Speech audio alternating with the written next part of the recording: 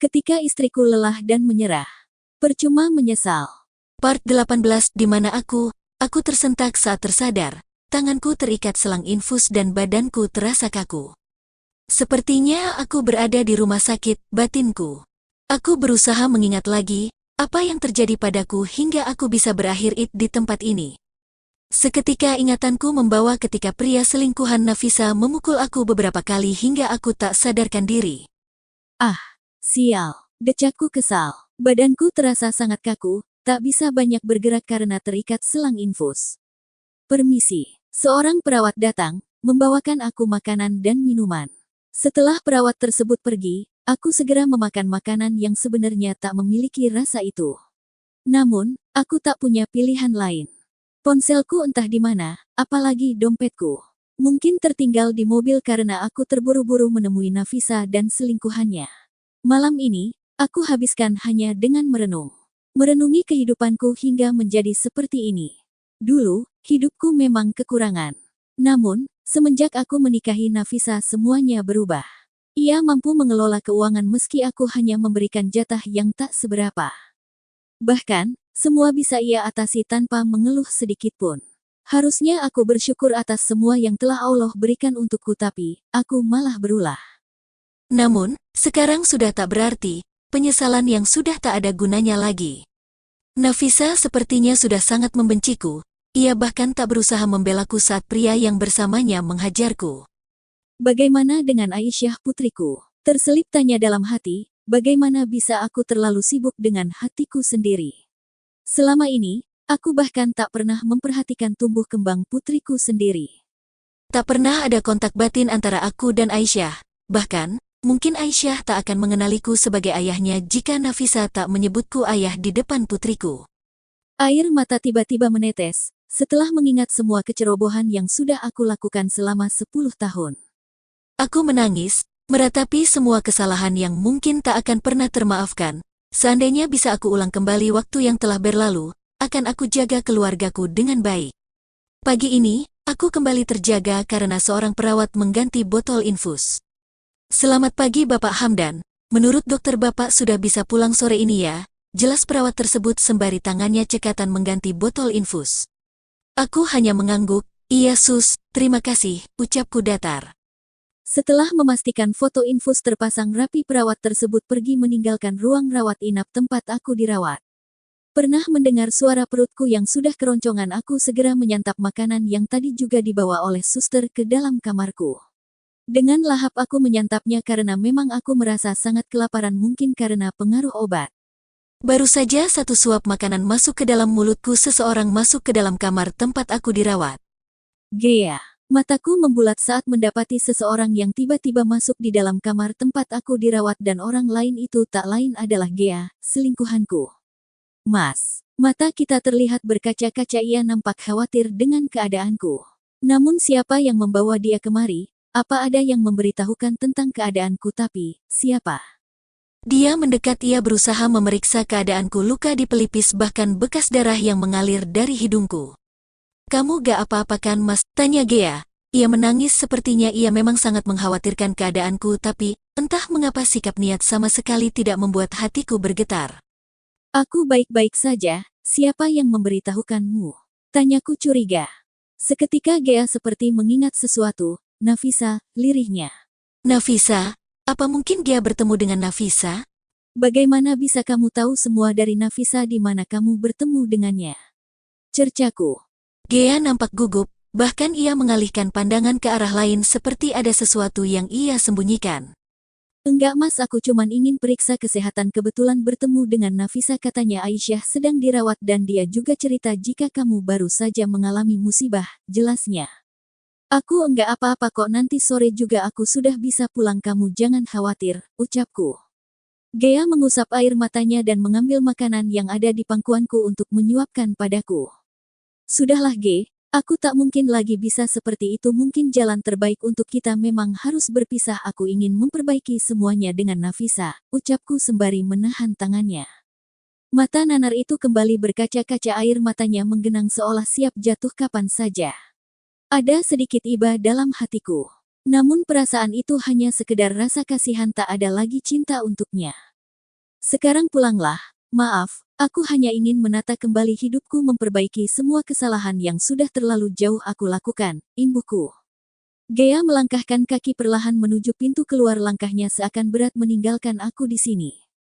Dulu aku memang begitu tergila-gila dengannya hingga mata dan hatiku seolah buta. Aku menyesal, sangat menyesal.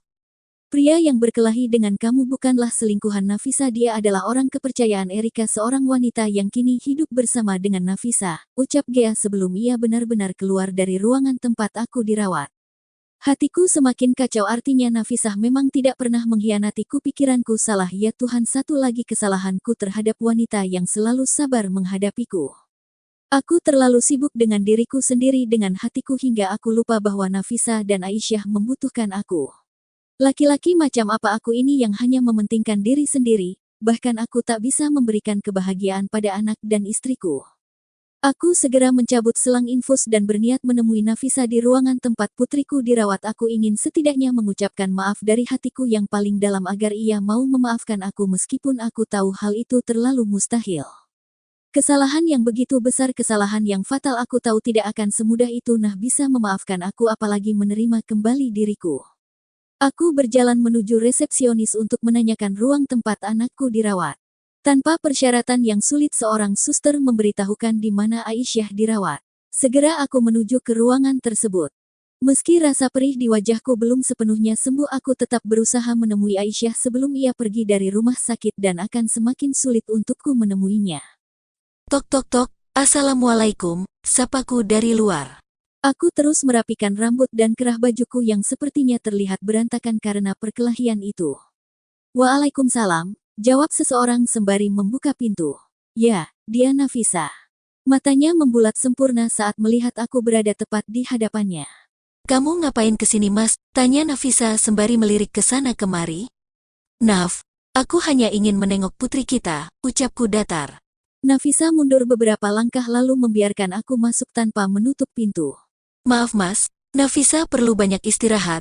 Aku tahu maksud Nafisa, ia tak ingin aku berada di sini lama-lama. Aku pun menyadari mengapa Nafisa bertindak seperti itu. Mungkin dia sudah sangat jijik melihatku, seorang suami dan seorang ayah yang tak pernah menjalankan perannya dengan baik, justru hanya selalu membuat luka dan air mata. Aku memang tak pantas disebut sebagai ayah ataupun suami. Aku hanya sebentar, Naf, hanya ingin tahu keadaan Aisyah. Aku pun segera berjalan menuju ranjang tempat Aisyah putriku terbaring lemah tak berdaya. Sungguh hatiku teriris melihatnya, putri yang selama ini aku sia-siakan. Wajah mungilnya, matanya terpejam. Ia terlalu polos untuk menerima semua perlakuan buruk dariku. Seharusnya ia hanya mendapatkan kasih sayang, bukan sebuah masalah yang rumit seperti saat ini. Seketika air mataku lolos mengalir membasahi wajahku. Cepat sehat kamu ya nak, lirihku. Aku mencium kening putriku lalu membalikkan badan dan segera pergi sebelum tangisku semakin pecah di depan Nafisa.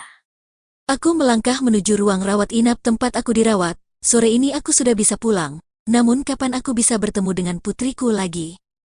Sesal yang begitu menyelimuti hatiku, sepertinya sudah tak lagi berguna. Mas, suara Nafisa tiba-tiba terdengar. Aku membalikkan badan dan tiba-tiba Nafisa sudah ada di belakangku. Perceraian sudah aku urus, kamu tidak perlu khawatir, aku tidak bisa membiayai anak kita, kamu bebas membangun rumah tangga dengan siapapun yang kamu mau. Namun sepertinya kamu harus tahu jika Gea itu sudah punya suami. Lebih baik kamu jauhi dia, atau jika memang kamu ingin menikahinya, segera nikahi dia dan minta dia agar menceraikan suaminya. Ungkapan dari Nafisa membuatku sedikit tak percaya. Namun, jika memang dia sudah menikah, apa ini yang menyebabkan dia tak pernah mau aku nikahi secara resmi maupun secara siri? Semua seperti karma bagiku, aku menipu Nafisa dan aku tertipu oleh Gea. Tuhan begitu adil dalam memberikan balasan yang setimpal untukku.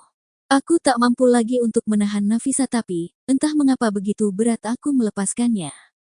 Naf, apa memang sudah tak ada lagi kesempatan untukku? Kataku sembari menatap wajahnya. Nafisa menghela nafas dalam. Maaf Mas, semua sudah terlalu terlambat. Hatiku sudah terlanjur sakit dan aku sudah tak bisa lagi menerima kamu kembali, jawab Nafisa tanpa menatapku. Nafisa membalikkan badan setelah melipat tangannya di depan dada, ia berpamitan pergi. Naf, panggilku. Bisa menghentikan langkahnya tepat sebelum ia melangkah melewati pintu. Aku menyesal melakukan semuanya. Aku berharap ada seseorang yang mampu memberikan kamu kebahagiaan yang tidak pernah bisa aku berikan, ucapku menahan serak. Nafisa tak menjawab, bahkan ia tak menoleh, ia langsung berjalan pergi meninggalkan aku sendiri. Sekarang Nafisa sudah benar-benar pergi dan aku memang tak sanggup lagi menahan langkahnya. Gea, sepertinya ia harus menjelaskan semuanya padaku. Aku segera membereskan semua barang-barangku, bergegas menuju parkiran dan mengambil dompet untuk membayar administrasi rumah sakit. Setelah semua selesai, aku kembali ke mobil dan mengambil ponselku. Segera aku menghubungi nomor Gea. "Halo, kamu di mana?" tanyaku tanpa basa-basi. "Aku di rumah." "Kenapa? Ada yang bisa ku bantu?" jawab Gea. "Iya, temui aku di kafe biasa, aku tunggu secepatnya," ajakku.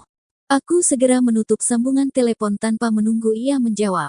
Aku sampai terlebih dahulu di kafe tempat kami berjanji untuk bertemu, entah dari mana aku akan memulai semuanya. Apakah memang dia menipuku selama ini? Semua benar-benar seperti berbalik pada diriku sendiri. Ternyata seperti inilah rasa sakit yang Nafisa rasakan selama ini. Pantas saja ia tak memberikan aku kesempatan sama sekali. "Ada apa nih Mas, apa kamu sudah berubah pikiran?" ucap Gea dengan nada manjanya. "Apa kamu memang punya suami?" Segera aku tanyakan hal yang telah membuatku begitu terganggu. Gea terlihat gugup, wajahnya seketika pucat. Sebenarnya dari ekspresi wajahnya aku sudah bisa menebak bahwa jawabannya pasti iya. Namun, aku masih menunggu ia mengatakan yang sesungguhnya. Aku ingin mendengar semua dari mulutnya sendiri. Apa alasan yang membuat dia tega menipuku selama 10 tahun? Aku rasa aku tak perlu menjawab. "Maaf, aku banyak kerjaan," kilah Gea. Ia langsung pergi tanpa peduli lagi saat aku berkali-kali memanggilnya.